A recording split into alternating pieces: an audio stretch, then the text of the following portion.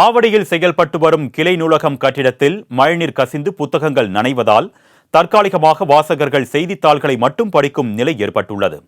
இதுகுறித்த கூடுதல் விவரங்களை எமது செய்தியாளர் விக்னேஷ் வழங்க நாம் கேட்கலாம். வணக்கம் விக்னேஷ், புத்தகங்களை பாதுகாக்க முதற்கட்டமாக என்னென்ன நடவடிக்கைகள் எடுக்கப்பட்டு வருது? வாசகர்கள் என்ன கவலை தெரிவிக்கிறாங்க? விவரங்கள்.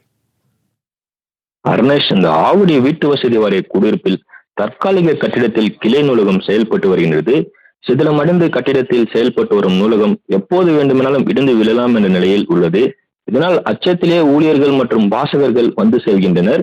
கட்டிடத்தின் மேற்கூரைகள் மழையின் போது நீர் கசிவதால் புத்தகங்கள் பாலாகிய வாசகர்கள் உட்கார முடியாமல் தற்போது 60,000க்கும் மேற்பட்ட புத்தகங்கள் மூட்டை கட்டி வைக்கப்பட்டுள்ளது.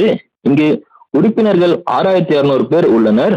நூலகத்திற்கு வரும் வாசகர்கள் செய்திகளை மட்டும் படிக்கின்ற சூழல் நிலவி வருகின்றது. இந்த பகுதி மக்களின் நீண்ட நாள் கோரிக்கையான நூலகத்திற்கான தனி கட்டிடம் கட்டித்தர உயர்த்த வேண்டும் என்பதும் அதனை அரசு சீக்கிரம் முடித்து தர வேண்டும் எனும் மக்கள் கோரிக்கையும் விடுத்துள்ளனர். இதற்கிடையே கடந்த 2 மாதங்களுக்கு முன்பு பள்ளி கல்வித்துறை அமைச்சர் அன்பில் மகேஷ் நேரில் ஆய்வு செய்து உடனடியாக மாற்று இடம் ஏற்பாடு செய்து தர வேண்டும் என உத்தரவிட்ட நிலையில் நூலகத்திற்கான இடம் தேடும் பணிகள் தற்போது நடைபெற்று வருகின்றது. அர்ணேஷ்,